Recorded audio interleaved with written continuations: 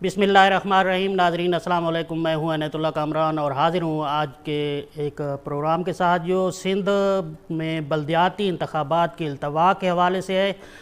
Sindh election commission نے جو ہے بلدیاتی انتخابات کے دوسرے مرحلے کو ملتوی کر دیا ہے۔ الیکشن کمیشن نے اس التوا کا الزام جو ہے جماعت اسلامی پر عائد کیا ہے۔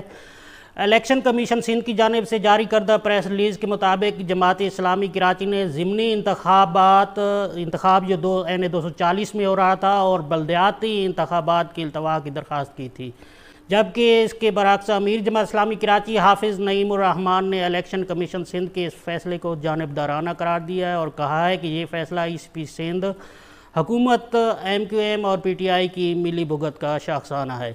انہوں نے اس بات کی سختی سے تردید کی ہے کہ جماعت اسلامی کراچی نے بلدیاتی انتخابات کے التوا کی درخواست سندھ الیکشن کمیشن کو بھیجی ہے۔ البتہ جماعت اسلامی نے NA 240 کے ضمنی انتخاب کو آگے لے جانے کی درخواست ضرور کی تھی، کیونکہ یہ انتخاب 24 جولائی کو بلدیاتی انتخابات کے تیسرے روز یعنی 27 جولائی کو آ رہا تھا۔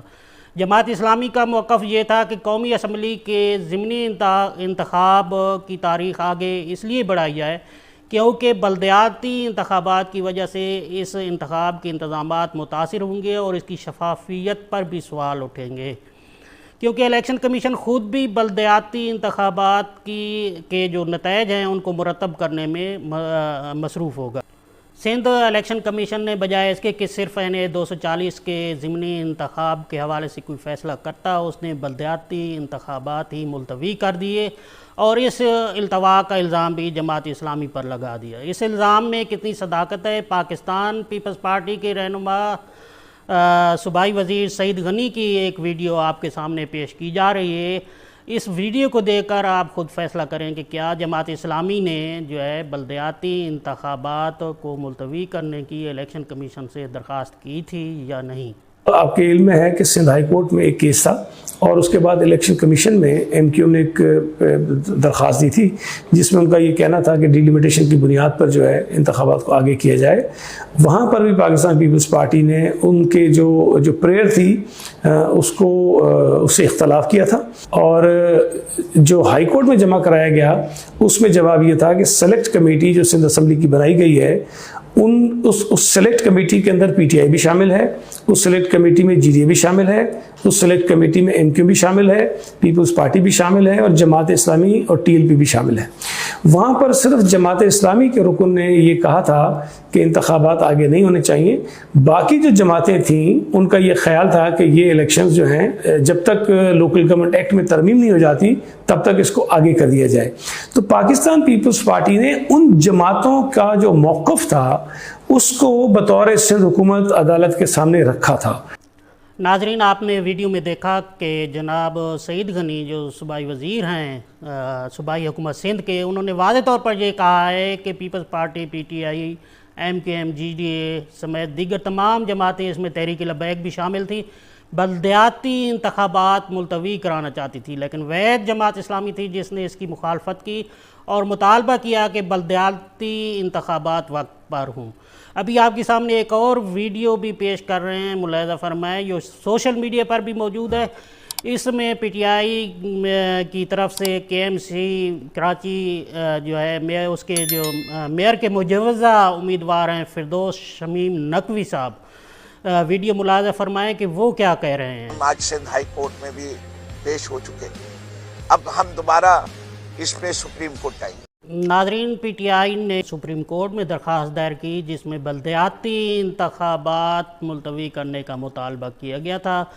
تحریک لبیک GDA سمیت تمام پارٹیاں انتخابات کے التوا کی خواہشمند تھیں۔ یہاں یہ سوال پیدا ہوتا ہے کہ آخر کیا وجہ ہے کہ یہ ساری پارٹیاں بلدیاتی انتخابات کے التوا کے معاملے پر یکجا تھیں۔ ہم اگر جائزہ لیں تو صرف ایک ہی فیکٹر نظر آتا ہے اور وہ ہے جماعت اسلامی۔ جماعت اسلامی کا راستہ روکنے کے لیے یہ سارا کھیل کھیلا گیا ہے۔ آپ اس گیم کا اندازہ اس بات سے لگائیں کہ PTI چیئرمین جناب عمران خان صاحب نے انتخابی مہم کے سلسلے میں کراچی کے دورہ کرنا تھا، لیکن الیکشن کمیشن کے فیصلے سے پہلے یہ دورہ منسوخ کر دیا گیا۔ سوال یہ پیدا ہوتا ہے کہ کیا اس فیصلے کا علم پہلے سے کچھ لوگوں کو ہو گیا تھا ان سوالات کے جواب ممکن ہے کبھی نہ ملے، لیکن یہ بات عیاں ہے کہ جماعت اسلامی کا راستہ مسلسل روکا جا رہا ہے، اس کے خلاف ہر جائز اور ناجائز ہتھ کنڈے استعمال کیے جاتے ہیں۔ کراچی میں جماعت اسلامی سے نجات کے لیے MQM کھڑی کی گئی۔ اسی طرح 2018 کے انتخابات کو اگر دیکھا جائے تو یہاں پر جماعت اسلامی کو خاطر خواہ کوئی کامیابی حاصل نہیں ہوئی۔ یہ انتخابات متنازع تھے جس پر تمام سیاسی جماعتوں نے تحفظات کا اظہار کیا تھا۔ یہاں خیبر پختونخوا میں جماعت اسلامی کے امیدواروں کو جو جیتی ہوئے امیدوار کہے جا رہے تھے، مبینہ طور پر یہاں پر نتائج میں تبدیلی کی اطلاعات موصول ہوئی تھیں۔ سندھ الیکشن کمیشن کے اس فیصلے کے خلاف جماعت اسلامی کراچی نے الیکشن کمیشن کے سامنے احتجاجی دھرنے کا اعلان کیا ہے۔ اس دھرنے پر پروگرام ہم آپ کی خدمت میں الگ سے پیش کریں گے۔ ناظرین، ملک میں جمہوریت کے استحکام کے لیے بااختیار اور ذمہ دار الیکشن کمیشن ہونا ضروری ہے۔ جماعت اسلامی نے انتخابی اصلاحات کے حوالے سے ایک پیکج تیار کر کے سیاسی جماعتوں سے شیئر کر رکھا ہے، لیکن پیپلز پارٹی ہو، مسلم لیگ نون ہو یا PTI ہو یا کوئی اور جماعت ہو، جو بھی اقتدار میں پہنچے، انہوں نے کبھی اس معاملے کو سنجیدگی سے نہیں لیا۔ حالانکہ تینوں بڑی سیاسی جماعتیں ہمیشہ انتخابی اصلاحات کے نعرے لگاتی رہتی ہیں، لیکن انہیں جب بھی اقتدار حاصل ہوتا ہے وہ عملاً اس حوالے سے کچھ نہیں کرتی۔ عملاً یہ جماعتیں ایک ایسا انتخابی نظام چاہتی ہیں جس میں انہیں سیاسی طور پر فائدہ ملے، انہیں اقتدار ملے اور ان کے اقتدار کو دوام حاصل ہو۔ ملک اس طرح نہیں چل سکتا۔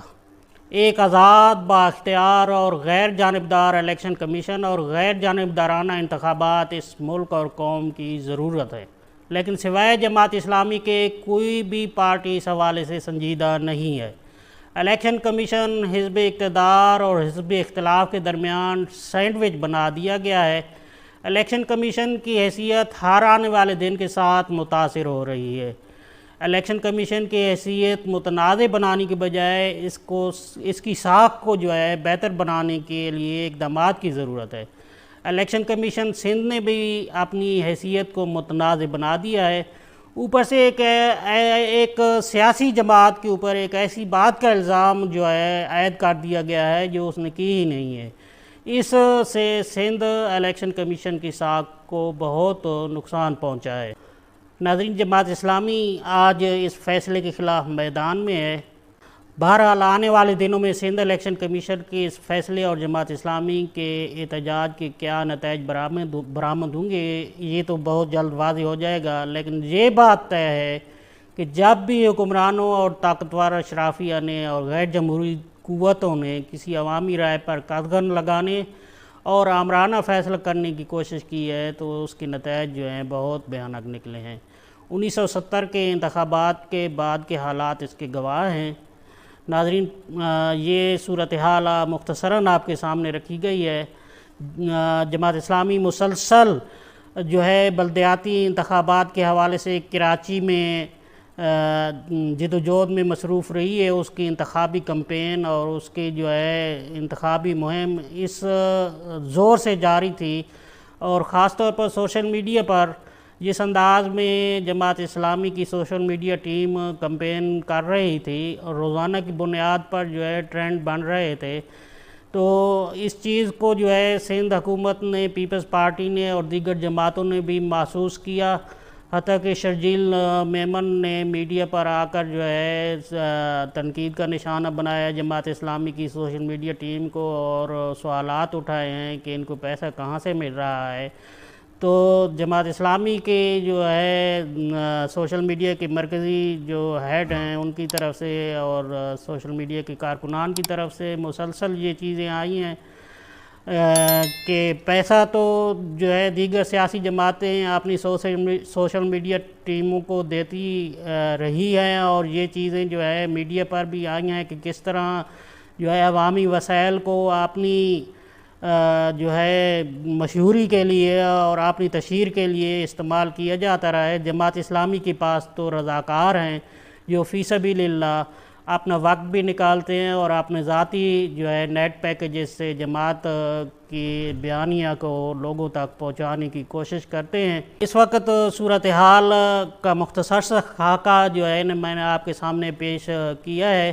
انشاءاللہ آج جماعت اسلامی کا جو احتجاجی دھرنا ہے جب اختتام پذیر ہو جائے گا تو کل مزید تفصیل کے ساتھ جو ہے ان حالات کے اوپر آپ سے بات کروں گا۔ اس وقت تک مجھے اجازت دیجیے۔ اللہ حافظ۔